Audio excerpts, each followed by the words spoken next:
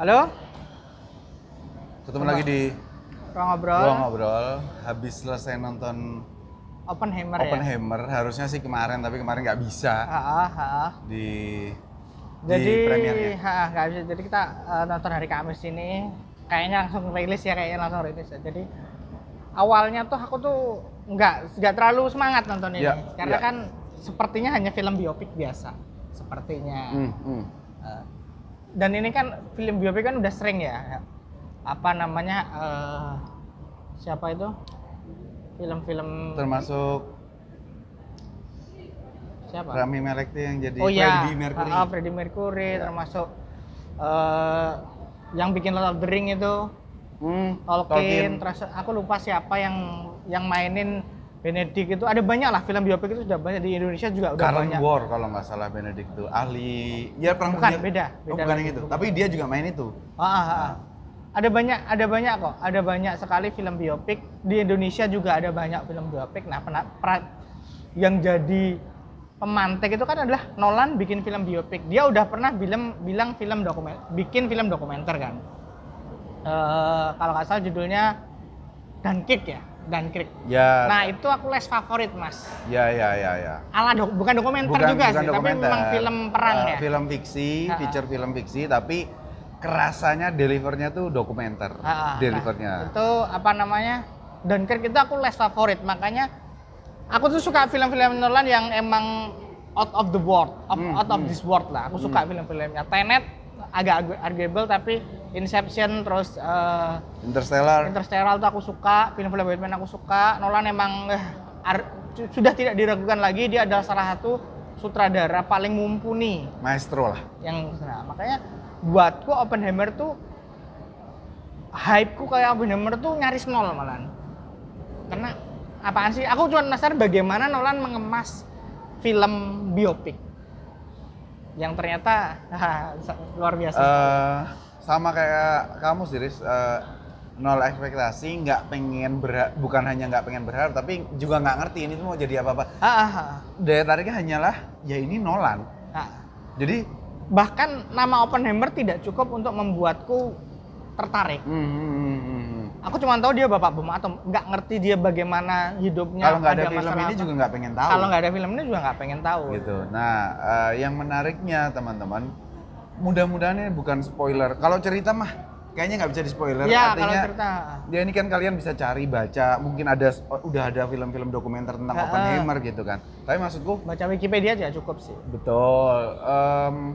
Filmnya panjang, 3 jam. 3 jam. Makanya apalagi 3 jam. Kenapa kita harus nonton film ini? Aku rasa beberapa hal yang menarik, yang ini impresi ya teman-teman. Yang maksudnya yang aku dapat apa, yang Daris dapat apa gitu. Jadi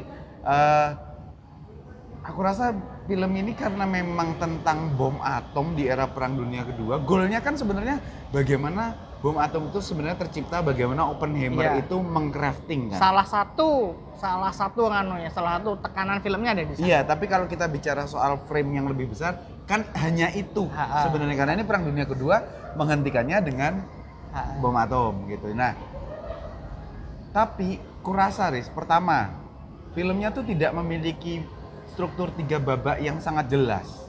Artinya nggak ada bagaimana Oppenheimer tuh di awal gimana, di tengah gimana, konklusinya gimana, klimaksnya gimana.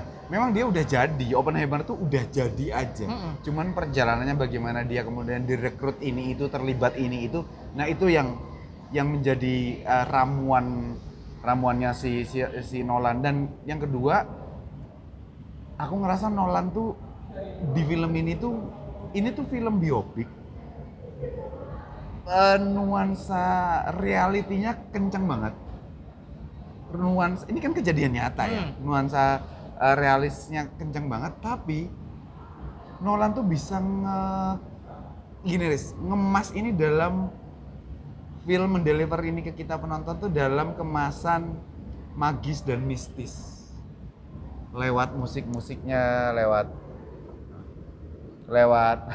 nggak di zoom out tadi. Lewat musik-musiknya, lewat sound efeknya, itu tuh magis banget rasanya. Jadi kayak kita tuh benar-benar ada di sana gitu loh. Iya. Kalau aku lebih ke bagaimana film ini tuh sebenarnya adalah rekapan wawancara. Nah, untuk membuat sebuah film biopik menarik itu nggak mudah, apalagi orang yang tidak punya konflik besar gitu loh. Nah, aku tidak bilang itu. Masalah yang Nolan bagus adalah dia membuat film ini film konflik antara Oppenheimer dan Admiral Strauss ya. Ya, yang diperankan oleh Iron Man. Robert Downey Jr. ya.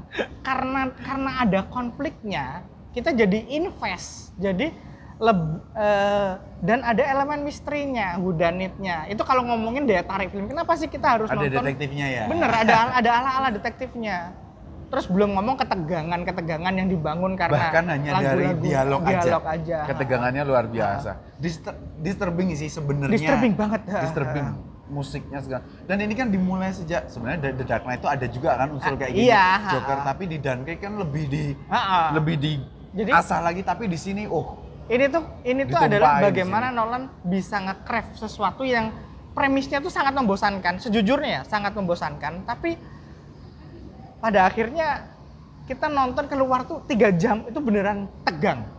Sama seperti film-film Nolan lainnya yang kita tuh keluar dari bioskop berpikir dan memikirkan. Nah, berpikir dan memikirkan.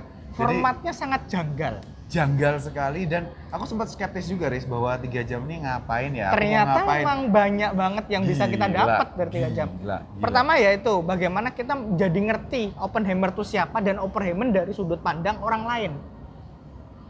Robert Downey Jr. Jadi film ini tuh dibagi 2. Alurnya emang maju mundur, tapi itu bukan hal yang sangat penting. Bukan hal penting. Bahkan tahun pun tidak disebutkan secara gamblang. Secara gamblang. Jadi maju mundurnya kita dipaksa untuk. Tapi kalau udah nonton kita akan ngerti kok. Oh ini apa, ini kemana. Nah, yang menarik adalah sudut pandangnya. Sudut pandang Oppenheimer tuh disajikan dengan gaya film biasa. Sudut pandang Strauss-nya itu disajikan hitam putih. Betul. Film zaman dulu grayscale. Film. Jadi kita ngelihat Oppenheimer dari sudut pandangnya Strauss seperti apa. Bahwa dia itu kenapa? Kita disuruh memilih mana sih Oppenheimer yang menurut kalian penonton tuh, apakah Oppenheimer versi Oppenheimer sendiri atau Oppenheimer yang dilihat orang, atau bisa juga ada tampilan-tampilan visual yang berbeda itu menjelaskan bahwa era pasca perang sama pada saat perangnya itu bisa juga. Itu pinternya Nolan kan bagaimana interpretasi setiap orang ya. Pinternya Nolan tuh kan sebenarnya seperti itu. Film ini tuh bener cinematic experience. Betul. Apalagi ngomongin bomnya. Kalau kita nonton di IMAX ya. Nah, kalau ya sebenarnya satu-satunya tuh adegan yang IMAX board itu ya itu doang. Karena dibuat beneran. Karena dibuat beneran. Itu gila beneran. Bagus banget. Aku lebih ngerasa film ini tuh, Riz, adalah keresahannya Nolan. Memang harusnya setiap filmmaker atau setiap kreator seni itu kan ada keresahannya di dalamnya gitu. Ruang Ngobrol juga tentang keresahan. Tentunya Ruang Ngobrol kan juga soal keresahan. Aku melihat, aku nggak tahu ini bakal spoiler apa enggak ya. Harusnya sih enggak, tapi dari sudut nggak ada penting spoiler dari film itu karena kisahnya udah bisa dibaca di Wikipedia. Kita nggak peduli sama kisahnya, kita peduli apa yang kita rasakan ketika nonton film. Ujungnya kita udah tahu semua di buku sejarah manapun. Yang menarik, Riz, menurutku pribadi ya, sajian visual hitam putih atau grayscale, lebih tepatnya grayscale, itu adalah keresahan Nolan yang dia tampilkan dalam wujud. Aku sendiri nggak tahu kejadian ini bener apa enggak. Yang berwarna, film yang berwarna adalah murni film fiksi. Ya, itu bisa jadi. Walaupun sejarah, tapi ini fiksi. Ya. Ini kutulis, karena dramatisasinya lebih banyak. Oh iya, kental banget kan. Tapi yang grayscale atau abu-abu itu bener-bener ranahnya abu-abu. Benar-benar. Datanya masuk ada. akal. Datanya ada, tapi kita nggak pernah tahu ini bener atau enggak, karena sejarah ditulis oleh pemenang. Kan gitu. Jadi makanya kemudian nyambung seperti yang aku omongkan tadi kan Mas Bagas, bahwa hitam putih atau enggak itu tergantung penonton nanti yang memaknainya seperti apa. Jadi sebuah cinema experience bahwa kita bisa melihat film dengan kita ngasih dua sudut pandang yang berbeda dengan cara yang berbeda pula. Betul, betul, betul. Jadi emang, dan ini film ini tuh kalau acting aktor-aktornya nggak jago, kacau film. Udah jelas jaminan mutu lah. Kita gila, bahkan sama Nolan kayaknya push habis-habisan. Habis-habisan karakter. Oh, Robert Downey Ngelihat Jr. Robert gila Downey udah banget. bukan Iron Man lagi. Gila banget, keren Dia lah. tuh Cillian adalah- Murphy juga, wah. Wow, ya tuh Cillian Murphy dari dulu emang Dan cukup underrated sih. supporting aktornya ya, Gede banget. gede-gede banget. Di situ ada Rami Malek itu si Matt Damon tuh bilang aku lagi rehat acting tapi karena diminta Nolan aku berangkat. Halo, Matt? Oke. Nah, jadi memang Gitu. bekerja pada Nolan tuh mungkin bagi beberapa aktor adalah bersama Nolan, bukan Iya, pada iya, Nolan ya. iya. Adalah sesuatu yang dreams come true. Aku senengnya lagi, Riz, film ini tuh kenapa masih panjang durasinya bahkan setelah bom atomnya meledak. Karena Oppenheimer tuh udah bilang, ini tuh bukan hanya tentang ledakannya, tapi apa yang terjadi setelah itu, bahkan kepada dia. Pada Nolannya. Lebih tepatnya kepada Oppenheimer Oh, di situ, di film itu. Jadi bukan tentang apa yang kita achieve, tapi siapapun yang Konsekuensi logis konsekuensi logis apa dan psikologis apa. Makanya aku di tengah film tuh ngomong, Mas ini bukan film tentang Oppenheimer sih. Ini film tentang dampak apa yang bisa diberikan oleh seseorang terhadap orang banyak pada dalam kasus ini dunia. Makanya betapa Oppenheimer tuh sangat-sangat ragu, tapi secara manusiawi moralnya dia ragu, tapi ambisinya sebagai saintis dia nggak bisa halangi itu. Kesukaan, kecintaan, sinerginya dia terhadap dunia science itu kan kelihatan banget ya. Tapi pada saat justru hal yang bertahun-tahun dia lakukan, dia asah membuktikan keberhasilannya, justru dia gamang. Iya, karena pada akhirnya sains ini kan ironi ya, bagaimana sains dalam hari ini teori uranium itu tidak akan bisa terwujud tanpa dana dari militer. Ya. Tapi kalau udah jadi ya harus dipakai untuk senjata. Betul. Ini kan kritik kan. Kalau aku ngelihatnya Nolan tuh mau mengkritik itu, makanya tekanan filmnya tuh banyak pada moralmu di mana. Nah, ada dialog pada kamu dulu nggak pas bikin bom atom kamu buang moralmu, tapi ketika kamu bikin ini kok kamu jadi mempertanyakan moral, maksudmu itu apa? Itu loh, itu yang banyak pertanyaan-pertanyaan yang dilemparkan kepada audiens juga, bahwa senjata itu apa sih sebenarnya? Dan ini tuh lebih deep dari yang lebih deep dari sekedar Oppenheimer-nya, karakternya ya. Karakternya bahkan kontemplasinya kepada penonton. Iya, kan? kontemplasinya kepada penonton. Bahwa achievement kita tuh emang itu yang kita pengen. Makanya Nolan tuh mungkin sadar posisinya dia sebagai orang berpengaruh di dunia dan apa yang bisa dia lakukan gitu. Makanya dia bikin film ini.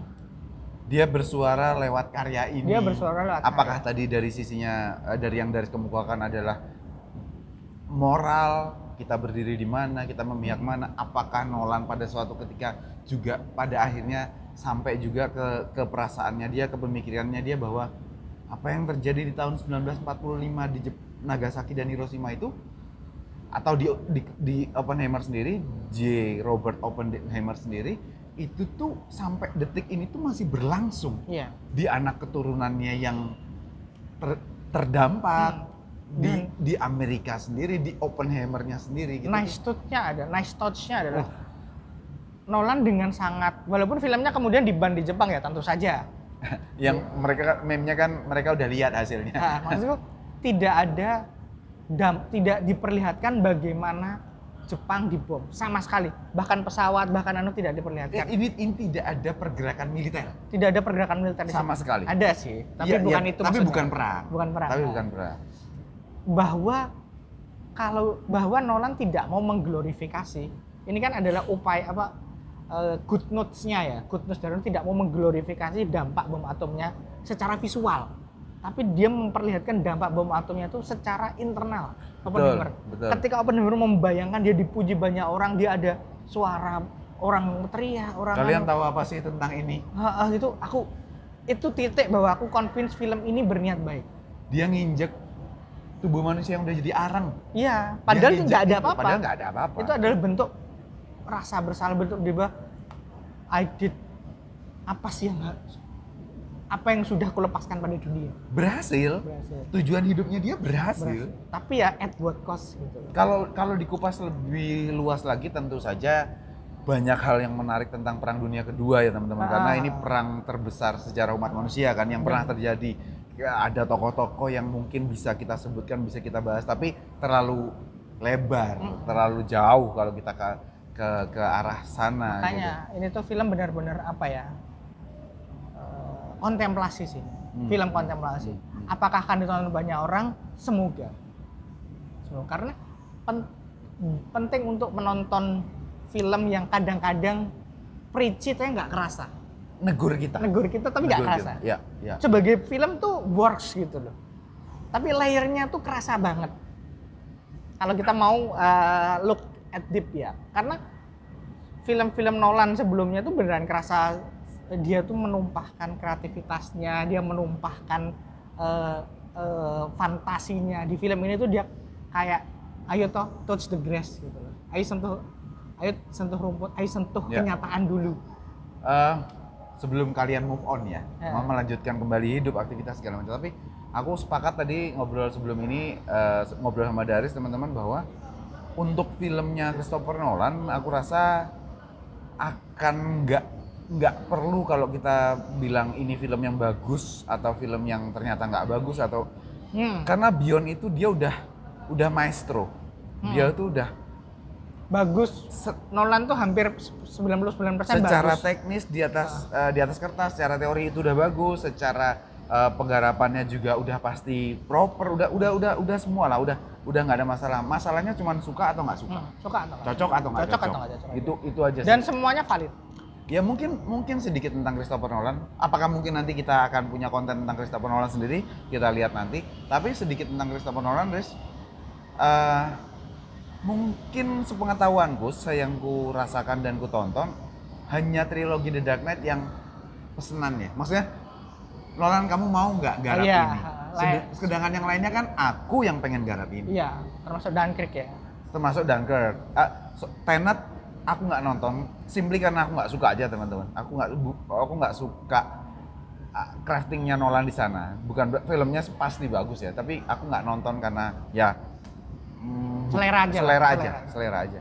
Sama kayak aku nggak begitu suka Dunkirk, ya itu kan karena selera aja, murni selera aja. Kalau aku sangat suka Perang Dunia Kedua ya teman-teman. Jadi terus-menerus mencoba mempelajari karena Perang Dunia Kedua tuh layernya gila, cakupannya gila. Nah ini kita diperlihatkan bagaimana Perang Dunia Kedua dari balik meja. Ya kalau Dunkirk kan dari pelaksana lapangan ya, tentara.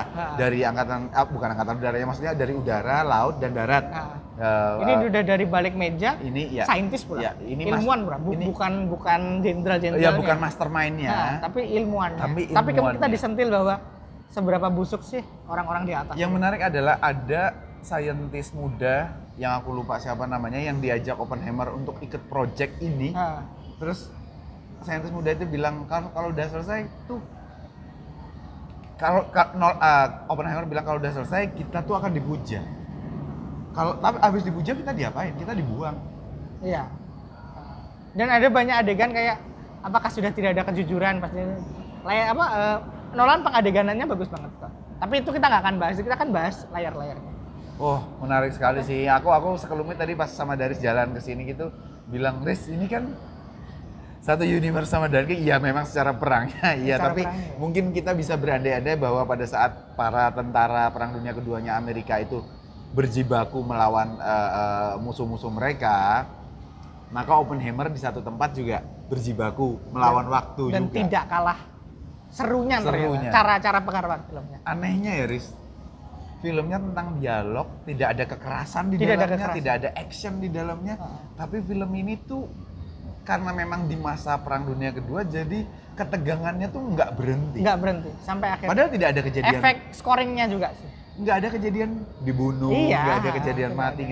Ada sih yang mati. Ya ada sih, tapi maksudku bukan mati-mati yang bukan mati yang bikin tegang tapi ya. Konsekuensi. Aneh banget lah film itu. Aneh banget. Aneh in a good way. Oke, itu aja ya. Kita cukup panjang ngomongin. Karena kita tidak berencana ngobrol ini secara lama, tapi ternyata habis nonton malah dapat banyak hal dan it's a good thing. Oke. Tontonlah teman-teman Oppenheimer. Kalau di kota kalian, terutama kota-kota besar kayak Jakarta, Surabaya ada IMAX-nya, kayaknya worth it, sangat worth it untuk ditonton di sana. Tapi ya sekali lagi itu pilihan, dan kalau kalian punya pengalaman yang sudah nonton terus kemudian punya pengalaman dengan Oppenheimer, silahkan langsung di kolom komentar, kita akan diskusikan di sana. Jangan lupa komen, subscribe juga, like, share juga. Oke, itu aja. Sampai ketemu lagi di konten Ruang Ngobrol selanjutnya. Bye.